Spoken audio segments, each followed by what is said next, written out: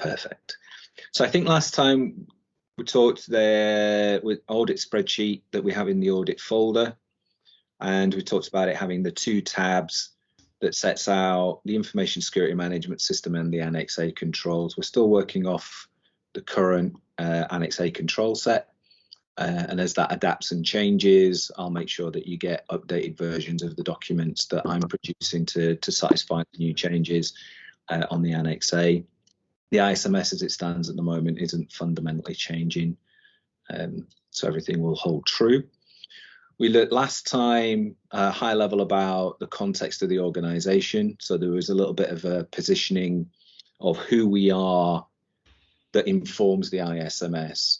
So we said, you know, the reality may be our information security management system actually, when we do an implementation, may be fairly straightforward and standard, but we still need to show that we've given consideration to things like, you know, internal and external issues, things that could impact us, our stakeholders, understanding who they are and what they want from us, making sure that what we're delivering is meeting those requirements. We talked about the scope and making sure that the scope is right and accurate because of the overhead and bureaucracy that's involved. You know, we want to tailor the scope to be the products and services that our customers are looking for us to have secured. We talked about the information security management system, which is what we're implementing. Then we came on to leadership, and I think we were looking through leadership, showing that we need to demonstrate, you know, that top level buy-in. We need to demonstrate that top level commitment, and there are numerous ways that we can do it. You can see, as we said before, I've pre-mapped, so the documents, when we get to them, you'll be able to see how the documents and processes map to meet these requirements. But we do need to show, you know, that management leadership is there, that it's directing, it's communicating, and it's promoting. So there's a whole piece around that.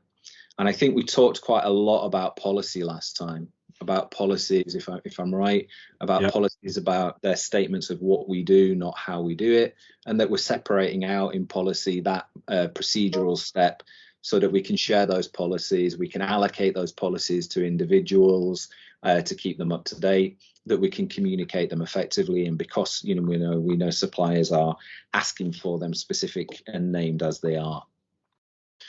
What the standard wants us to do as well is have organized roles and responsibilities. So there are a few pieces around that. You know, we need to be able to document like who is doing what, who is accountable for certain things. So what we're going to have is we're going to have documents that track the information security management system, that assign documents to owners. We're going to have an accountability matrix that I refer to as a RACI matrix that's going to be laid out all of the Annex A controls, and we're going to be seeking to have people's names next to each control. You know, who is responsible for malware? Who is responsible for change control? Who am I going to be auditing about this control? Who's going to be implementing this control? So we're going to keep it simple, and we're going to have one named person. But again, the standard wants to see that those roles and responsibilities are allocated in there. What we can see here is that the standard refers back again. There's a lot of looking back at the say internal, external issues, about tying in that we haven't just cookie cutted.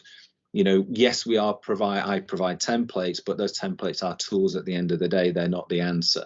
So we have to continue to make that connection, and it wants to see continual improvement. So 27001 as a standard has embedded into it continual improvement. When we looked at the governance, risk and compliance framework last time, we saw that there are a number of things that can lead to continual improvement. You know, we've got our internal audits that are happening. We've got our risk registers. We've got incidents that are happening. We've got opportunities for improvement where we're seeking, you know, discussions between ourselves about what things can lead to further improvement. And what we're going to do to show that is we've got a continual improvement incident and corrective action log. When we get to that, you know, risk management is baked in. We've got risk registers, etc., that support that. We want to see, the standard wants us to see that we're planning a lot about risk. Risk is going to come up on multiple times, really. So when we get to how do we do risk, our risk register is designed in such a way, again, to satisfy these requirements. It has some key control points within it, and it does address things like residual risk. So it is going to address not only risk at the point that we identify it, then it's going to address the risk treatment plans. We're going to track that risk treatment, then we're going to reassess it, and then we have this concept of residual risk. What is the risk at the end once we have done the thing that we've done that we hoped improved it? So we're going to track that. So you can see here that basically that's what it's asking. Do we have risk acceptance criteria, the level at which either we accept risk or we treat risk? Do we ensure that risk assessments produce consistent results through having a risk process, which we do? Do we have risk identification? Do we appropriately analyze our risk and evaluate our risk? And again, we do. So we'll come on to that. So the takeaway from this section, as we're scrolling through it, is that risk management is a key part of 27001. I think we've discussed again on previous calls that it is a risk management system rather than a rule-based system. And we've discussed before that, a rule-based system says you have to have something and you have to have it to a certain level. In our risk-based system, we've got to just assess the risk and implement a control appropriate to the risk. So there are hygiene factors in here around having risk owners, risk approvals that we will come to when we touch on that section. The standard wants us to have information security objectives. And again, it's giving us some guidance on what it wants to see. It wants to see that they are consistent with policy, that they are measurable, if practicable, but they should be measurable, specific, measurable, achievable, realistic, and timely. Ideally, we should be setting those SMART objectives.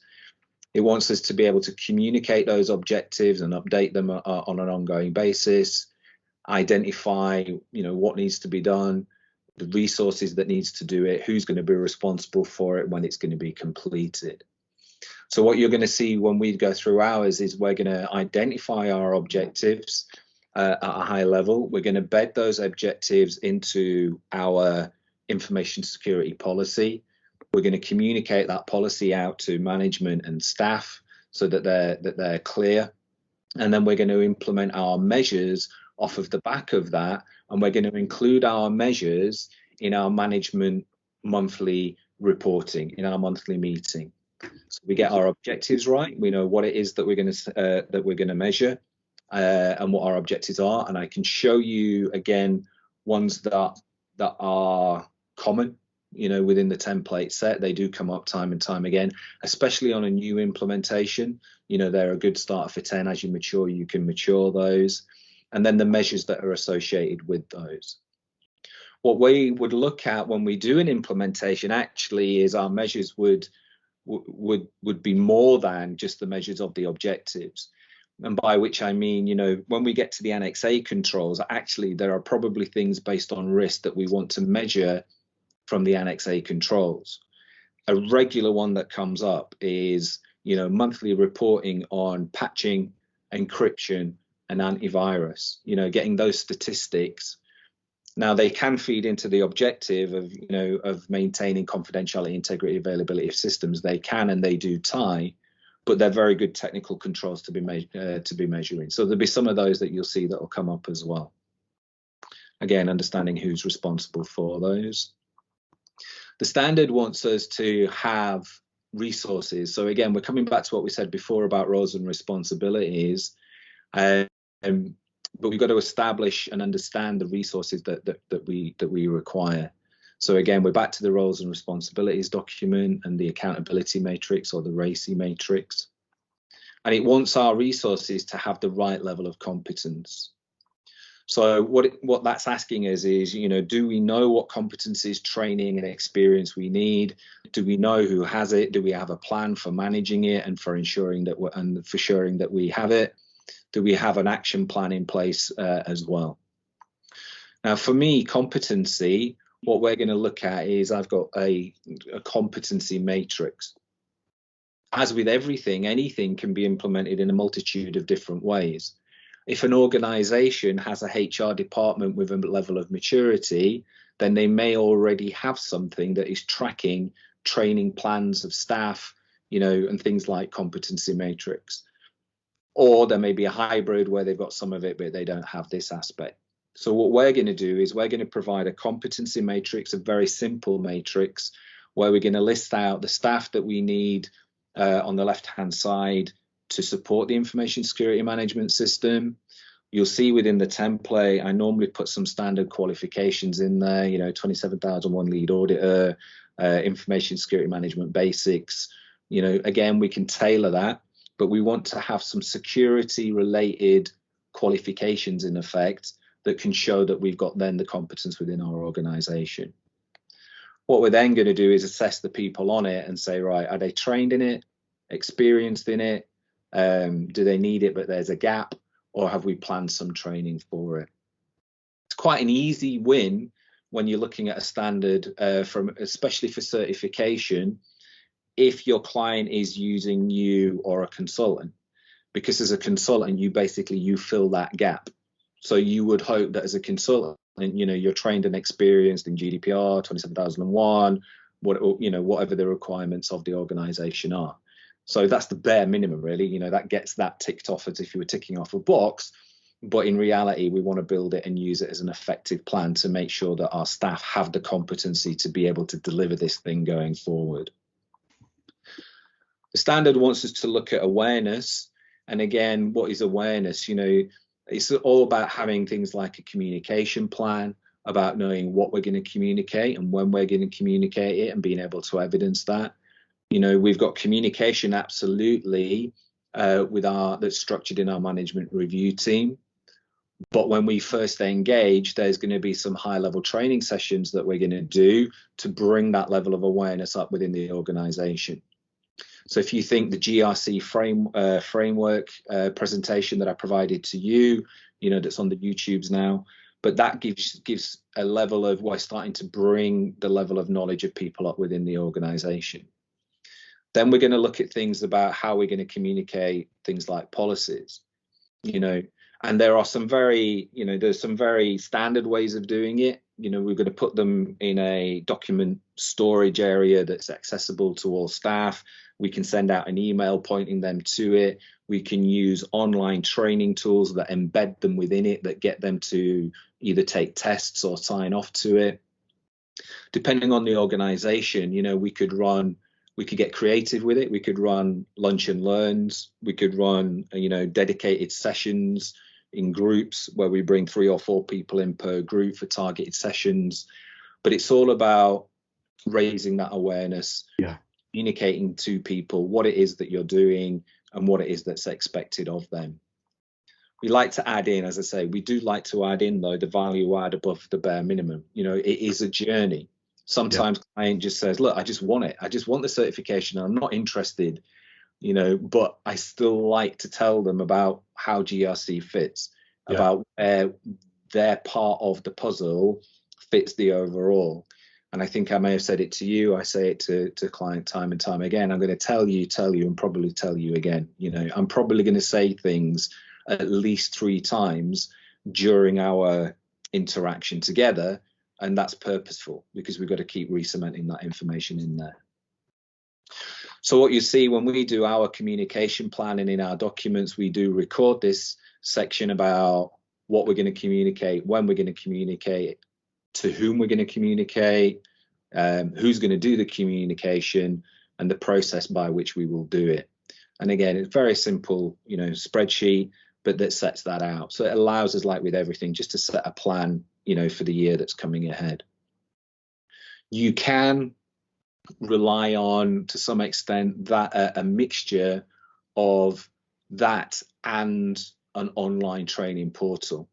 Some of my clients have online training portals and they set the 12 months in advance, and that's absolutely fine. We're going to do our annual acknowledgement in June. I'm going to follow up with phishing in 2 months later in August. There will be other communications that need to happen for things like training and awareness that aren't information security. So they're going to have to do maybe anti-bribery, money laundering, health and safety in the workplace, whatever it may be. So it does make sense, you know, to sit down and structure that in a wider context rather than just concentrating on information security. But that would get you over the line. What it wants us to have is documented information. My adage is, the standard says, if it isn't written down, it doesn't exist. Now, that's not 100,000% true, right? There are things that you don't, but to make life easier, and, you know, when you're looking at best principle, having things written down, absolutely, you know, for me is the right way to go. And there are certain things the standard does want. So you will see the templates are, you know, are structured in a way, it's written down, therefore it must exist. I now have to evidence it, but I have a communication plan. I have an audit plan. You know, I have policy. I have a review logs of doing access reviews. So we have it written down. So it's saying here that that kind of self-referential, really, but the documentation required by the standard will be in place. Well, that makes common sense. So do that. And documentation determined by the organization as necessary for the effectiveness, you know, shall be in place. And again, that is what the templates are. It's designed based on experience to provide that. It wants us to have a guidance and look at the creating and updating of documentation. For us, when we create documentation, we do have a document and records policy that says, for the information security management system, here is, you know, the basic hygiene factors that a document has. This is how the documents that we've got have been approved. This is how they are stored. So we do have that, but it does want things like title, date, author, classification. So there are things that you've seen, if I've touched on templates with you, that are in there. And again, this is the reasoning behind that. And it wants a review and approval for suitability and adequacy. When we look at policies and how we implement policies, you know, the standard approval process for the ISMS is to take the version that we want approving to the management review meeting, have the management review meeting agree it, and then document in the minutes of that meeting that it was approved. What I would then do is update every document, and again, I'll show you examples of that, to say in its version control, for example, version 2, document agreed and signed off in management review team, Tuesday 1st of March 2022. And then I've got the tie back then to my minutes for that meeting that says that it was approved. There are a huge portion of documentation within the information security management system that would fall in that same process, but there are also operational ones that necessarily we wouldn't approve every time. But just to know that the standard is wanting us to have certain things in place for our documentation. It wants us to be reviewing that and approving that. You know, it's not just me as an IT manager going, right, everybody's now going to do this as a policy statement. You know, I don't tell anybody about it, so they're not aware about it, and nobody's approved it. You know, it wants us to try and get around that, really. There's the piece around control of documentation. Control of documentation, again, falls into the wider context. What we would do is we would look at, when we're implementing into our client, we would want public, as in company-facing documentation, to be available to the whole company, clearly. But there may be things in there that we want to restrict either to a project or to a team. So I'll give you an example. Policy documentation wants to go in the place where it's most appropriate. For me, the most appropriate place for it is where the HR policies are, because for me, this is a supplement to them. So I have clients where they go, we've got a HR portal, a HR SharePoint, a HR Dropbox.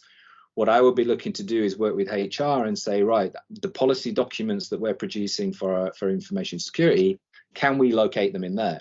And they're already controlling the access to them and the things that go with that. As we start to look at things that are more information security manager specific, then I say we might want a project folder. So things like our audit plans and our audit reports, our audit working papers.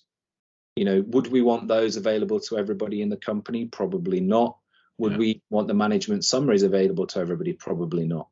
So we're going to look at the control of our documents internally and where they are best placed to exist. What I find in an early implementation is you might end up with some company procedures within your information security management folder, right? And things that actually have a better home out in the business. And it depends on the maturity of the business. But you might find, if I talk about patch management, then IT goes, oh, right, I've got to write a patch management process. They write it and they put it in your folder. You say, well, in reality, it's an IT process. Let's move it out into your IT folder so the people who are doing patch management see it. Other than when I audit it, I don't really care. I don't need access to it on a daily basis. So there's a control of documentation. We can keep that really simple for an implementation and tick a box, but I'm just looking conceptually about how we want to do that. We're going to look at our operational planning and our control. And again, it's about keeping documentation and planning and changes. We have the documentation for that.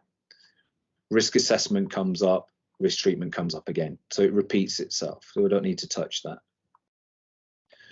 Performance evaluation, again, a repetition really, but with a little bit more detail about what it wants at the back of that. So what are we measuring? What are we monitoring? And we've got guidance when we get to that. Who's doing the monitoring? Who's doing the measuring? How are we going to analyze that? How are we going to interpret that? Internal audit. So we keep touching on it's a process of continual improvement. The standard does want us to conduct internal audits. It can feel a little bit like overkill sometimes. So, but it does make sense. Once the information security management system is bedded in, so once it exists and it is bedded in, we're going to write an audit plan, and we're going to audit the information security management system and the Annex A controls. And we're going to audit those over a 12-month period. We're going to audit them in a way that minimizes disruption on the business. And we're going to audit based on risk. So again, we've touched before, I think, if something is either more risky to our business or has had trouble implementing a control around it or has seen incidents within it, that may be something that we audit twice a year, 3 times, 4 times a year. It may be. So our audit plan is going to be structured based on minimizing disruption and risk to the organization. But the concept that we're working on is that everything that we've got, we're going to internally audit at least once. So this document that you're looking at now, you will have at least one full complete version of this every year before either you audit or you do your assessment. Ongoing audit. We plan it, we establish it, we maintain it, we define the criteria for it. We know who's going to do the audit, which is, if you're the consultant, then it's going to be you. We record the results. We present those results back to management, and we retain evidence and documentation that we did those audits. So that audit will feed back into the management review team. Either the management review team will report it up to the board and senior managers, potentially. We just discussed before, I think, on the management review team, I at least want one member of a senior, from the board, if I can, from that senior management team, and then they're responsible for disseminating that information. But we're going to continue, we are going to do those internal audits. The management review team, section 9.3. So when we looked in the governance risk framework, what we said is at the top, leadership sets the buy-in. But we need to implement a structure underneath that, knowing that they're not going to do the work.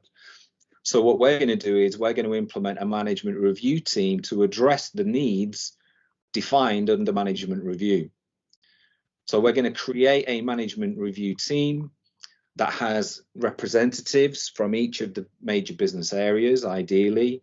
Typically I would see somebody from IT, somebody from HR on there, but it depends on the complexity of the organization. You might have supplier management on there, you might not, but we want one representative from each of the main areas that has the authority to be able to either approve what we're doing, or make a decision, or go get the decision from the person that can make the decision.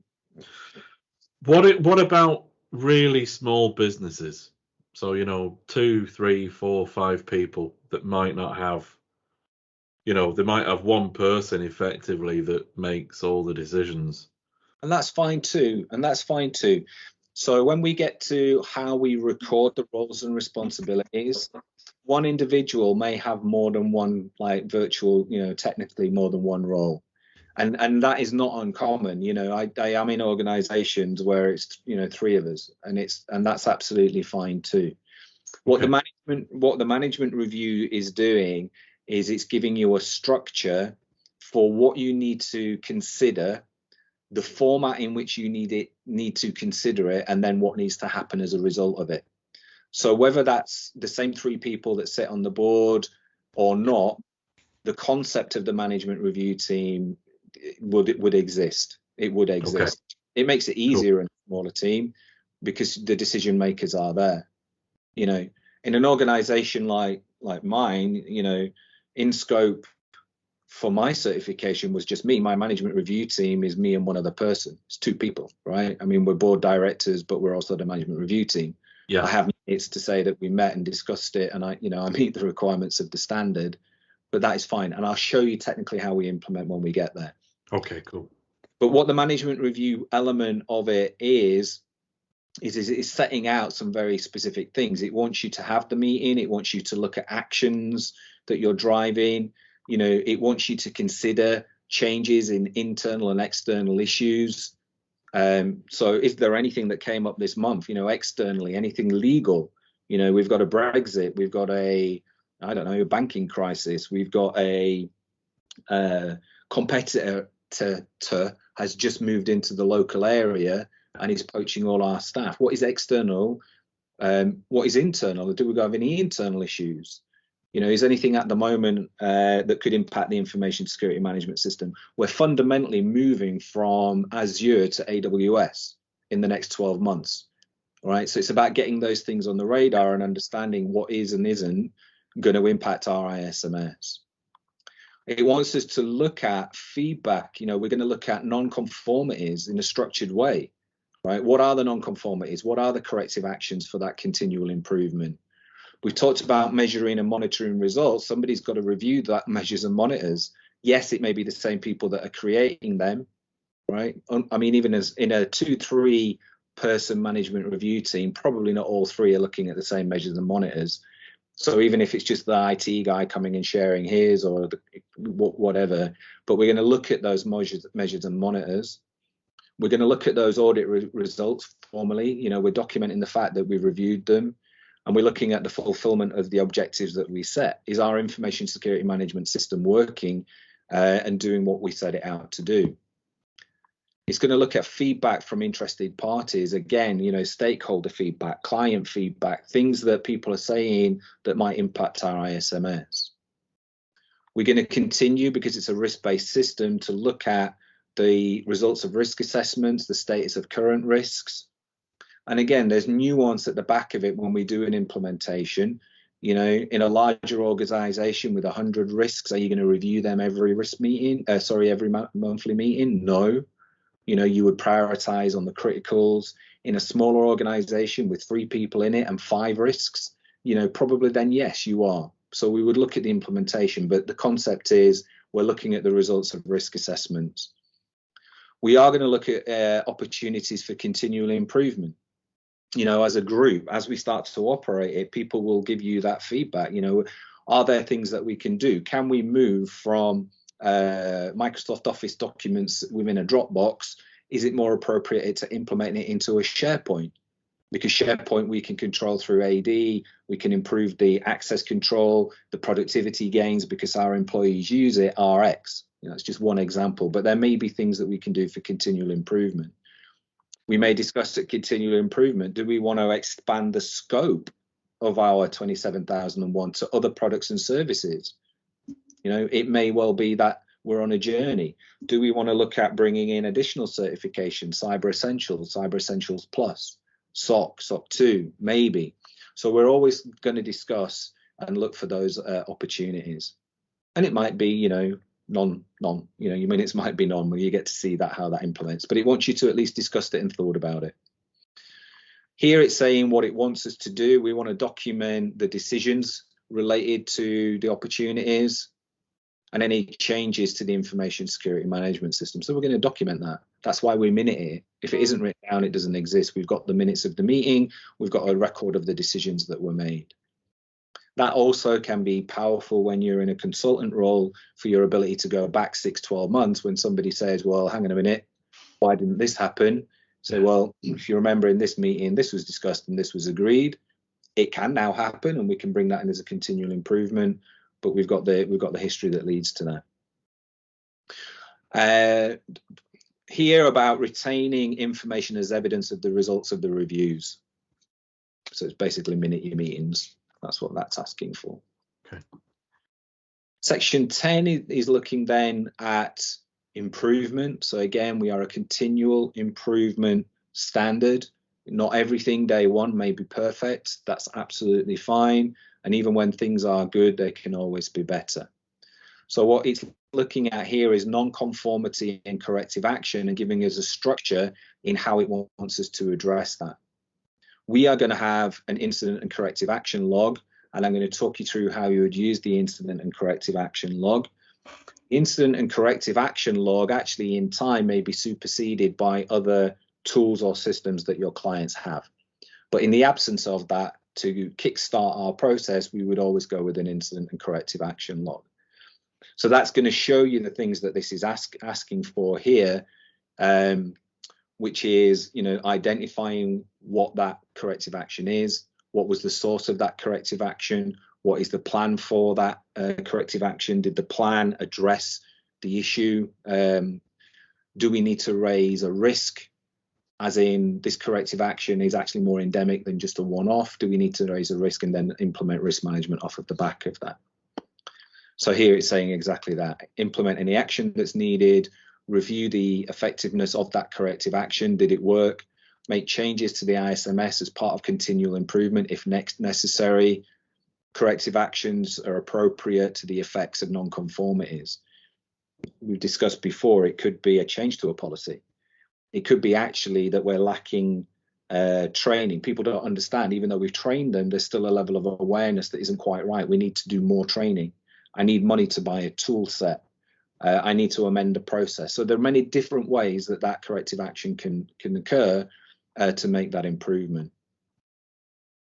We're going to look at the nature of non-conformities and actions taken, and then the results of any corrective action. So it sets that out. So when we get to the corrective action log, the reason it's laid out how it is going to be to address the points that are raised in here. And then you've got a catch-all at the end. The organisation shall continually improve the suitability, adequacy, and effectiveness of that information security management system. Okay. Okay, cool. So that would give you, and as I say, pretty much if we complete the templates that we've got, because it's mapped, this is basically saying you would pretty much meet that standard.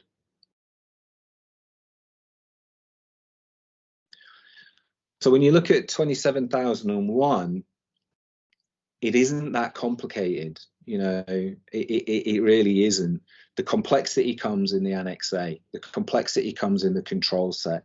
The simple with a PCI DSS, 300 odd, 344 controls within it, whatever it may be. Your Star Alliance, if you choose their control set, that's where your complexity is, because what you're implementing are controls that's dependent on how complex your environment is. Yeah. Client comes and they're 300 people globally distributed.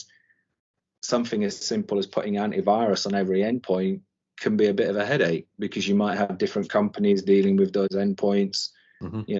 That's where the complexity is. Having a policy that says we have centrally managed antivirus, You know, it auto disinfects where it can. It updates itself with its definition files. In the event of an incident, you know, we do this. When we get to the procedure, that bit is easy, you know, but then physically implementing that can be the hard bit. So when I say with the client, say how long, you know, to do 27001, 27001 itself, and you explain is just the ISMS, maybe, you know, 30 days elapsed, but actual real time to do the work is a couple of days. You know, it's a couple of days. And the vast majority of that, again, is going to be based on your client's ability to complete information that they know that you don't, but to complete that information, which they've maybe never done before. You know, you're from data protection, GDPR. So I say to a client, okay, well, we need a data map. I need a data asset register. So I say, here is a data asset register, which we'll look at when we get to templates. You can use your own. I say it's set out like a roper. The reason it has these control points in it are driven by GDPR. I don't technically need them, although there is an expectation that you've done this already. Have you done it? They were like, no. So, well, it's not an ISMS requirement. Sorry, it isn't a standard thing. It's just a business, it's a law, right? You should have done it. So go away and complete a data asset register. Then they're like, oh, okay. How long do your clients take to do data asset registers, right? I mean, it's low on their priority list. Yeah. So the time to do the ISMS is often hindered by their ability to give you information that only they know. Yeah. Only they know it, you know. Data asset register is usually a time sink. If I say, data asset register, physical asset register, and supplier register, they're normally a time sink where a client would struggle. How many suppliers do you have? Could you give me a list of them? Even in a small 3-4 people company, you're going to find that the answer is we don't know. And then how long is it going to take them to go away at it? Yeah. Now, we are only really concerned about in-scope services, okay? So that's why getting our scope right is fundamental. Would I expect that they have a data flow map for HR and employees? Of course I would. And, you know, data protection would expect it, you know, that they've gone through it. But for the standard, for the implementation, it may well be that is out of scope for us, right? We're only looking at this SaaS platform or this thing that goes on here. So you will find with an auditor that they do, I think I mentioned this before, because we say this legal and regulatory register applies to us, they can pick pieces from it and say, show me how you meet that law. So if you've got on your asset register, you've got UK GDPR, European GDPR, that California, well, if you say it, they are within their rights to say, well, can you just talk me through how you meet that requirement? Because you said you do, you know. And most auditors on the audit side are like you and I, in that they come from a data protection and a security background. So 9 times out of 10, they'll know enough about GDPR to give you a headache, right? Yeah. If you start talking about cryptographic export laws between the US and the UK, they are going to be like you and I, and they're not going to have an idea. Yeah. So they'll look at it and go, okay, that looks okay. So they push on the thing that they know about. And I think I touched on that last time, you know, researching, understanding who your auditor is, because based on their background, that is the thing that they're going to scratch the surface on harder than they would on the other things.